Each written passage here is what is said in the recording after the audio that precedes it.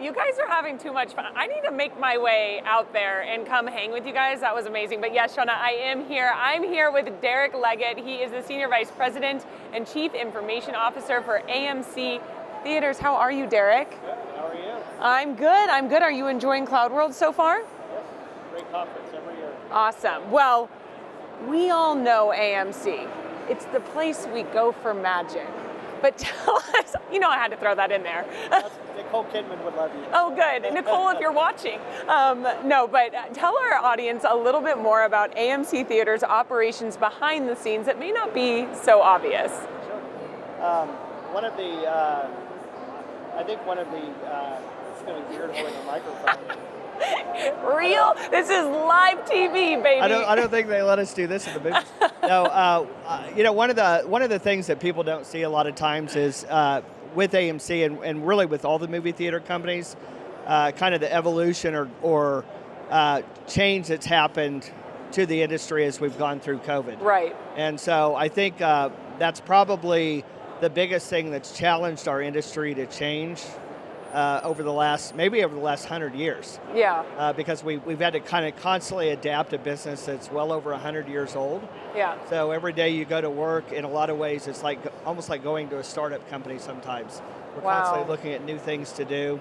And that really challenged our business model, it challenges our financials, our accounting, everything we do, because we're constantly looking at ways to grow. So tell me a bit about some of the changes you guys have had to make over the past couple of years since COVID, these challenges that you're talking about right now. Sure. When you think about COVID, one of the first things that happened with COVID is that we went from a $4.5 billion company to nothing, right? Yeah. $200 million a year. And as part of that change, we had to basically come up with completely new businesses. So we started private theater rentals. Right. That's still a huge part of our business. A lot of people will rent out an entire theater. They'll take their kids to a birthday party. We do that across, and now all the movie theaters do that, right? It's just kind of a common thing. You think about the Taylor Swift phenomenon. Right. Our suite at the Chiefs Stadium is actually used by Taylor Swift. Wow. And AMC produced the Taylor Swift movie. Right. And showed it. Now we've produced Beyonce. We have several others that are in the works. None of that was, work that we worried about before, that we were involved in before. We simply showed the movies. We weren't involved in the actual making of it. And so again, that's just one of, or a couple of examples of how ways we've that changed. you've changed. Right, yeah, well, right. That's incredible. Shauna, who was on right before this, she was a former Kansas City Chiefs cheerleader. Really? Yes, and big Taylor Swift fan. So That's I'm awesome. gonna have to tell her. But one of the ways that you kind of transformed as well over the past couple of years is in your transformation to the Oracle Cloud. 2 years ago, you began this transformation. What spurred that? If you look at it, there are several things that have spurred the change. One of the big systems that we brought to cloud is EPM. So we've taken the entire EPM stack from an on-premise Hyperion system using spreadsheets.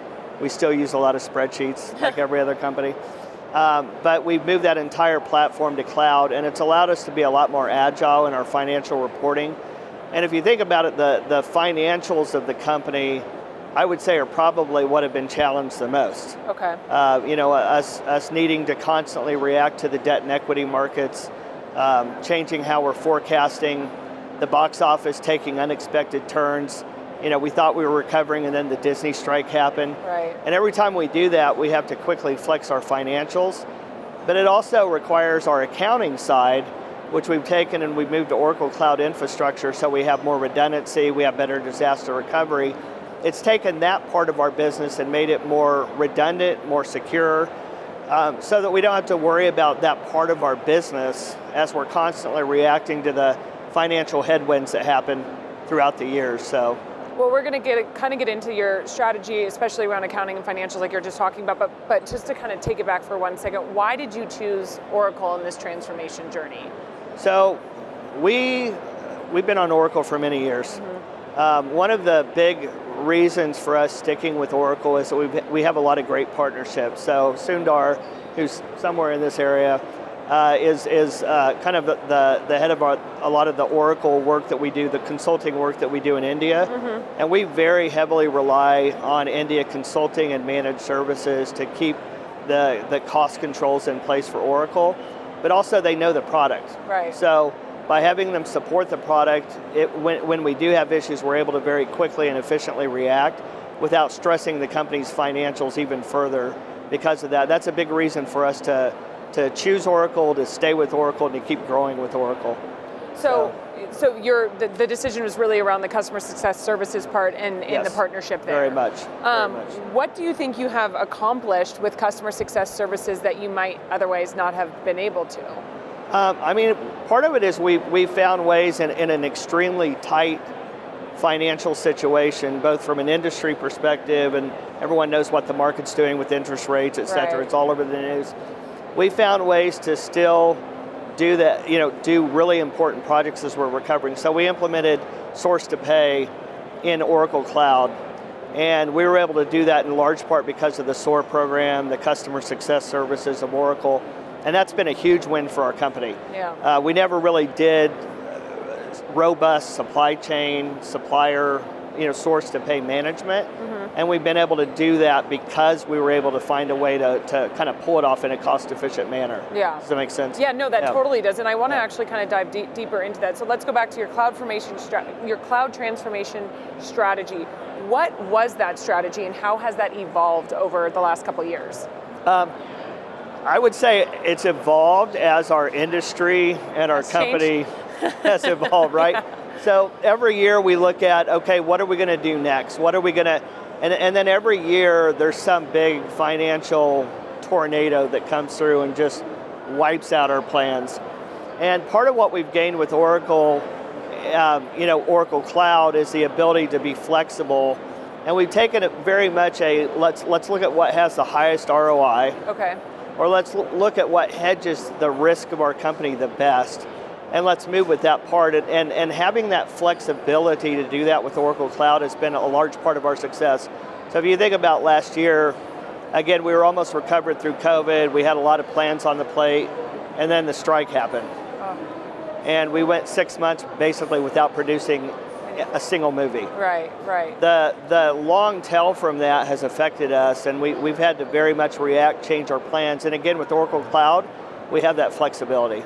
So what all are you running on with Oracle Cloud? You mentioned EPM, you mentioned even SCM. Sure. Tell us more about how you're using Fusion Cloud applications. So it's kind of a piece by piece journey.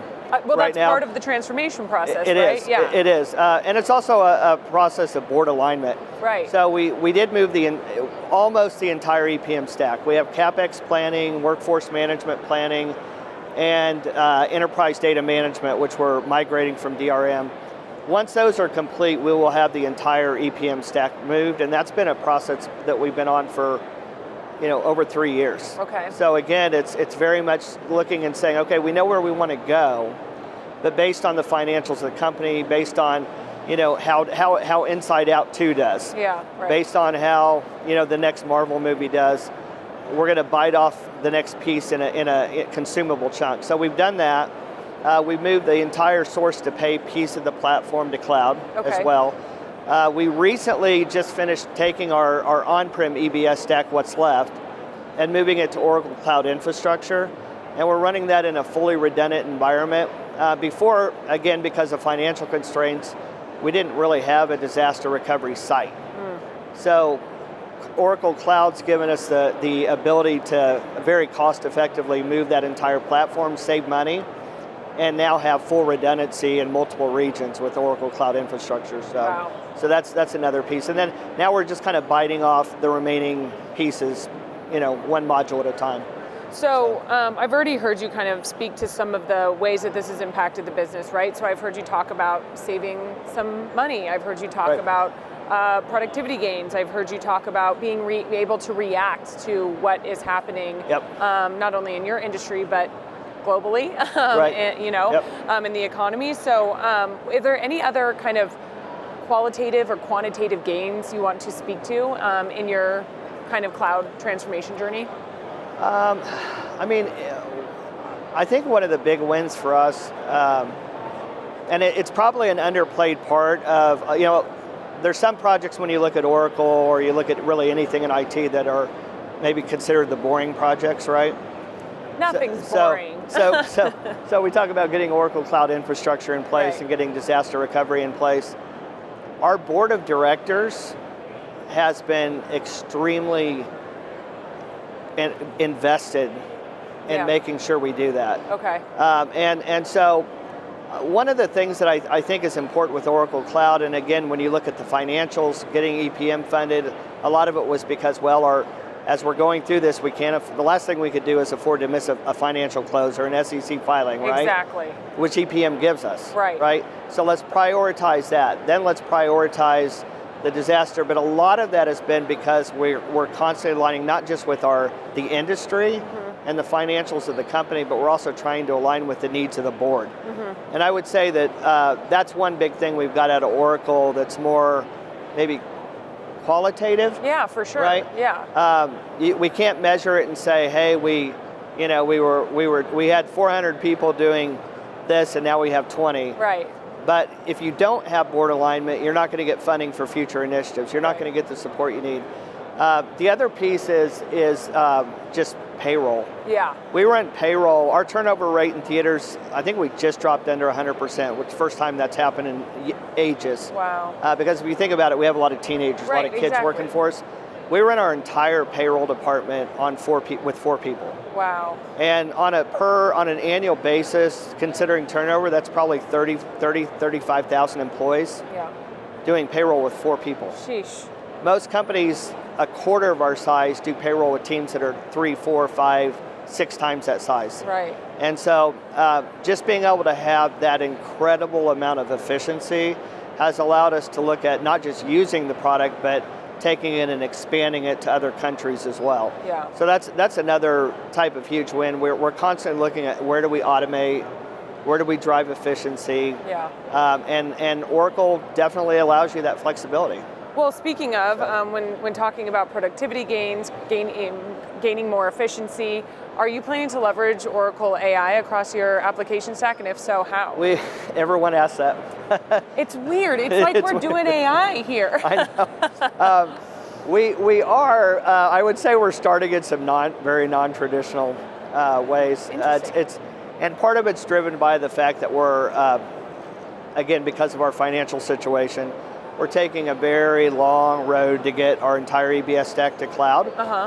Hopefully we can find a way to speed that up in the next year or two. But one of the things we're looking at with generative AI is being able to have more of a chat interface for people to where they can run through the entire open enrollment process. Oh, okay. And then also when you look at policies, procedures, all the things companies love to talk about. Right. Our CEO made a mistake one day and asked someone to print it off. It was 2 banker boxes. Oh my gosh. Of printed material. Oh my gosh. Nobody's reading the SOPs or the policies and procedures, which we also run on an Oracle product. And so we're looking at using a lot of the Gen AI to make it where people can just ask common questions. Hey, if this situation occurs, what's the policy around it? What's the best practice? What am I supposed to do? And they're able to interact with that, not just for things like open enrollment, but also for things like, how do I do my business better? How do I make sure I'm following the rules? Right. And all of those are leveraging Oracle products. Yeah. So. Well, that's exciting to hear. And again, those are just, I know you're saying, well, no one really wants to talk about it. It's not that, but that is a very important way to to gain efficiency. That's a huge undertaking, especially when it comes to onboarding, and especially you're just telling us with your turnover, that's super important. To wrap up here, we talked about why you worked with customer success services in your transformation journey, how you've continued to work with them, what they've brought to you. How would you define Oracle's total customer commitment? How are we bringing this to AMC? I think, again, the fact that we can go to Oracle and ask about any service, whether it's functional, technical, etc. Yeah. We do sometimes that results in us using more Oracle services. Right. There are times when it results in us using Oracle partner services. Right. But it always gives us a good sounding board. And I think, Oracle not just with Sundar, but with a lot of the North American resources also. And the entire Oracle Success group, they've always been very good about, again, being that sounding board, an objective sounding board. And so it's allowed us to make more efficient decisions, which is critically important for us. We're at a point in our company's history where every movie's important, and every decision that we make is important. We can't afford false starts. We can't afford to get halfway through a project and find out we went the wrong direction. And so being able to rely on Oracle for that is very helpful. Yeah, so. well that's great to hear, and I'll have you know, I am a loyal AMC girl. Good. So there's that. So I have to end this with, what has been your favorite movie over the past year? Wow. I'm never ready to ask this. Right. I think, I would probably say Inside Out. Oh, okay. And the reason is because it really touched a lot of people that I know. Yeah. It's not normally a movie that I would go see. Right. So I kind of hesitated to see it for a very long time. Right. And then I, connected to it. And I think a lot of people connect to it. It's had very, what we call long tail. Because people just keep going back and seeing it. That's great. And so it definitely outperformed our expectations. Yeah. But it's a good movie. I think it's a good movie though that's also talking about a lot of things that are very important to people. Yes. How do you deal with issues? Right. What do you like on the inside? So yeah, I love that. Yeah. So it's been a little bit of a surprise, but honestly, it's been a great year for movies. Yeah, it has. Yeah, it really has. You get the sense that the movies are back. Yeah, the movies are back. The movies. My friends and I talk about this all the time. We're like, we're doing movie dates. They're actively. So the movies are back, and I'm so thrilled to hear it, and just so happy to have you on. This was a very fun segment for me. I was excited to have on AMC Theatres. Right. So Derrick, thank you so much for joining us. Thank you. It's great fun.